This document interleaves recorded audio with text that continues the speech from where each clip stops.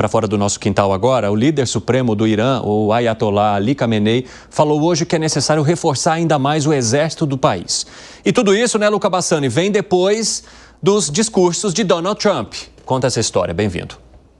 É isso mesmo, Evandro. Boa tarde a você, a todos que nos acompanham. O líder supremo do Irã, o Ayatollah Ali Khamenei, disse que é necessário reforçar o exército do Irã e continuar investindo principalmente em mísseis e drones, principalmente na tecnologia dos mísseis kamikaze, a tecnologia bélica que tem sido amplamente utilizada durante estes últimos 2 anos, seja pelos russos na Ucrânia, seja até mesmo pelo Irã e os seus aliados, seus grupos que atuam por procuração contra o Estado de Israel. Ali Khamenei disse também que desconsidera qualquer tipo de negociação com os Estados Unidos durante esse período, porque não dá para levar a sério o presidente Donald Trump, pelo menos segundo as palavras do próprio líder religioso. Vale dizer que a ONU, portanto, expressa muitas preocupações em relação a isso, principalmente na tecnologia de mísseis. O Irã estaria enriquecendo urânio acima dos 60%, o que é uma preocupação da Agência Internacional de Energia Atômica, já que a 90% ele poderia ser utilizado para bombas atômicas, e aí seria uma quebra muito grande de vários tratados internacionais. Outro fato que é importante a gente trazer aqui para a posterior análise é que um dado levantado hoje mostra que em 2024 os gastos militares do mundo quebraram recordes, passando dos 2,4 trilhões de dólares em todo o mundo, acima do PIB do Brasil. Inclusive, a gente vê que todas as regiões tiveram um aumento significativo deste gasto, apenas a África subsaariana que não, mas seja no Oriente Médio, China, Rússia, os países da OTAN, até mesmo na América Latina, este crescimento nas tecnologias militares dos ministérios da defesa mostra um momento de pouca fraternidade entre os povos, se assim podemos colocar com o eufemismo, e mostra também que as guerras estão longe de serem completamente solucionadas, inclusive com o Irã sendo um dos participantes indiretos da guerra no Oriente Médio. Nós continuaremos acompanhando. Muito obrigado, Luca Bassani, um ótimo trabalho para você. Agora 4h29, quem nos acompanha pela rádio, um rápido intervalo, daqui a pouco vocês estão de volta. Nas outras plataformas seguimos e eu quero analisar essa situação. Geopolítica é tudo, né, Alan Gani? E você mesmo mencionou quando Donald Trump falou em criar uma Riviera lá em Gaza, que isso geraria tensão com quem está ao redor. Tá aí, o resultado já começa a aparecer. Você imagina se isso for colocado em prática, porque vamos ser claros, uma remoção à força de uma população de determinada região é considerado limpeza étnica. Limpeza étnica não é só assassinato de uma população, é remover à força. Então a ideia é muito ruim. E aí, Evandro, a gente tem uma hipótese. Por que Donald Trump, que é uma figura inteligente, propõe isso em público? Provavelmente para desviar o foco e fortalecer o primeiro-ministro de Israel, Benjamin Netanyahu, que está com a sua popularidade em baixa porque não conseguiu exterminar com o Hamas e hoje sofre grande pressão da própria população. Mas isso mostra que provavelmente Trump não colocará o plano em prática, dada a própria reação do Irã, e seria o primeiro a puxar a fila. Ô, Gustavo Segre, como é que você analisa esse retorno que foi dado por Ali Khamenei? Parece grave, porque essa situação pode alterar toda a geopolítica dessa região. Não estamos falando de uma região pacificada, ao contrário, é uma região em evolução. Isso pode complicar muito as questões, primeiro, da paz entre Hamas, faixa de Gaza e Israel. Pode alterar, inclusive, a situação que hoje tem Irã com os Estados Unidos e até com a Europa. Me parece que é uma situação para prestar atenção. Por enquanto estão mostrando as penas, sabe? Quando o bicho levanta as penas para mostrar que ele tem força e tem poder. Mas não podemos despreciar nenhuma das opções, porque qualquer coisinha nessa região pode ser explosiva. Ô, Fábio Piperno, você acredita que o Oriente Médio seja uma região que olhe de maneira tranquila para quem gosta de ficar levantando as penas antes da hora? Eu diria para você que tudo que existe lá, nada que existe lá pode ser associado à noção de tranquilidade, né? Lá é tudo menos uma região tranquila. Ainda mais nesse momento em que Donald Trump acena com a possibilidade de se tornar uma espécie de um grileiro internacional de terras alheias, né? Isso é um absurdo. né? Nunca se viu, veja, nunca se ouviu isso de forma tão explícita como o presidente americano está manifestando agora. E aí, pensando no Irã, o Evandro, veja, o Irã hoje, analisando a distância friamente, ele está mais próximo do que nunca de ter, por exemplo, uma bomba atômica. Porque à medida em que foi desfeito lá o acordo lá com os Estados Unidos, o acordo do 6+1, né, o Irã passou de novo a atuar fortemente em busca né, de fortalecer o seu programa nuclear. E o enriquecimento de urânio, ele continua num ritmo, né, mais intenso do que em qualquer outro período. Então, romper aquele acordo foi ruim para todo mundo e não enfraqueceu o Irã como se imaginava. E Zé Maria Trindade, o líder iraniano também menciona que eles não gostariam de acionar o que eles têm de maior em termos de armamento, em termos de tecnologia bélica, diante de um discurso feito por Donald Trump. Ou seja, de alguma forma, o recado ou uma pequena ameaça já foi dada.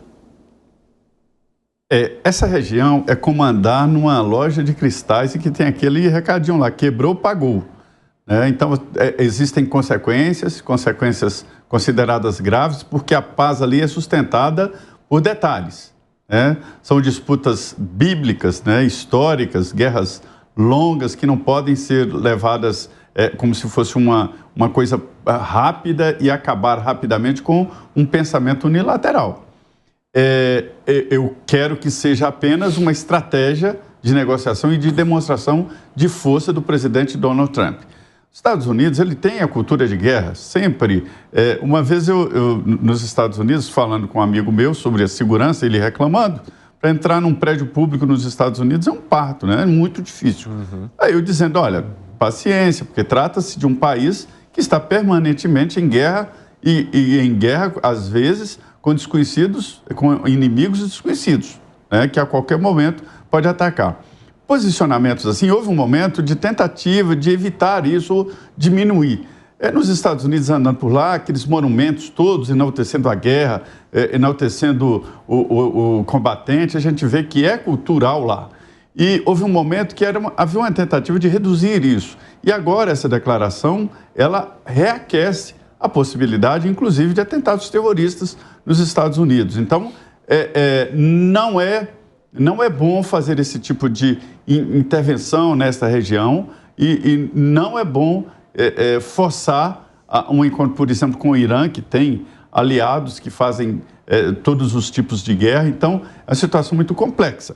E ninguém acredita que os Estados Unidos, ou o presidente Donald Trump, vai ocupar militarmente a faixa de Gaza e forçar a construção de um resort ali. Eu quero até trazer uma manifestação, parte da manifestação que foi feita por Khamenei, quando ele fala sobre o tamanho do armamento que tem o Irã. Ele fala o seguinte: o progresso não deve ser interrompido, não podemos ficar satisfeitos. Digamos que definimos anteriormente um limite para a precisão de nossos mísseis. Agora, sentimos que esse limite não é mais suficiente. Temos que seguir em frente. Hoje, nosso poder defensivo é bem conhecido. Nossos inimigos têm medo disso. Isso é muito importante para nosso país. Gani. É verdade, um embate direto com Israel não seria trivial para Israel. Embora Israel tenha, de fato, uma superioridade militar, mas naquele último ataque do Irã, que ele jogou ali uma série de mísseis ao mesmo tempo, mostrou que o Domo de Ferro ele não é tão imbatível. Alguns mísseis propositalmente caíram em áreas industriais. Ele deu recado para Israel, tanto é que Israel acertadamente não escalou e não reagiu. Tem uma outra dificuldade também. A população de Israel, ela se concentra basicamente, Evandro, o grosso da população, em 3 cidades. Então, é um alvo muito fácil para o Irã.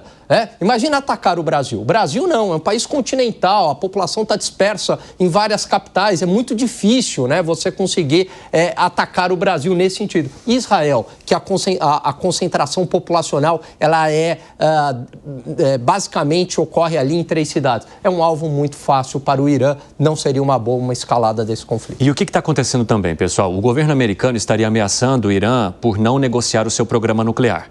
E aí gera essa fala de Ali Khamenei. Houve também uma procura do representante do Irã na ONU pedindo medidas do Conselho de Segurança contra o governo americano diante do que eles chamam dessas ameaças.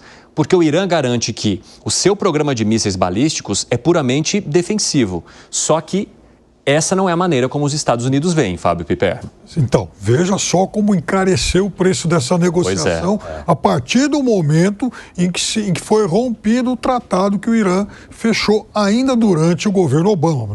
Não foi um tratado fechado apenas com os Estados Unidos, era o famoso 6+1, né? Irã, enfim, Estados Unidos, Rússia, Alemanha, União Europeia, enfim. Mas, vejam só, o Irã, ele é, muitas vezes, visto aqui no Ocidente como sempre o vilão da história. Não vamos esquecer que ainda no começo, em 1953, foi deposto o primeiro-ministro nacionalista Mossadegh. Depois, quando houve a Revolução Islâmica, em 1979, menos de um ano depois, o Iraque foi incentivado pelos Estados Unidos e potências ocidentais a invadir o Irã. Uma guerra que se arrastou por 8 anos e quebrou e faliu os dois. Não fosse aquela guerra, provavelmente hoje a gente teria esses dois estados com muita pujança lá na região. Então, veja, o Irã, a partir daquilo, ele obviamente investiu muito em defesa. E vai continuar sendo assim. E a partir do momento em que o tratado, né, para controle do programa nuclear foi rompido, é óbvio que o Irã passou a investir ainda mais. Então agora, ele não vai chegar e ser, sabe, ele não vai aceitar ser convencido tão docilmente a abandonar isso, até porque ele já gastou e já investiu muito e todo esse programa nuclear está bastante adiantado. Vai ser uma solução muito difícil. O Gustavo Segrei, tem uma questão também. Teherã avisou ao Conselho de Segurança da ONU que poderia fazer uso da força caso os Estados Unidos conduzissem também uma ameaça contra o país. Eu lembro muito bem, Evandro, de um filme que chama Jogos de Guerra. Foi na década de 80, 90. Tinha um supercomputador, o nome era Joshua. E lembro bem desse filme, me chamou muito a atenção, porque tudo começava com ameaças. E explora uma simulação, esse supercomputador, sobre o que poderia acontecer numa eventual escalada dessa belicosidade nuclear. E a conclusão desse supercomputador Joshua era que a melhor forma de ganhar a guerra era evitando a guerra. Eu espero que todos aqueles que têm o poder de apertar um botão e que possa trazer um problema muito sério para a humanidade, assistam esse filme, mesmo que seja antigo, porque talvez comece a ter um pouco mais de coerência e nos deixem um pouco mais tranquilos aqueles que, mesmo estando longe, nos preocupamos muito por essa região.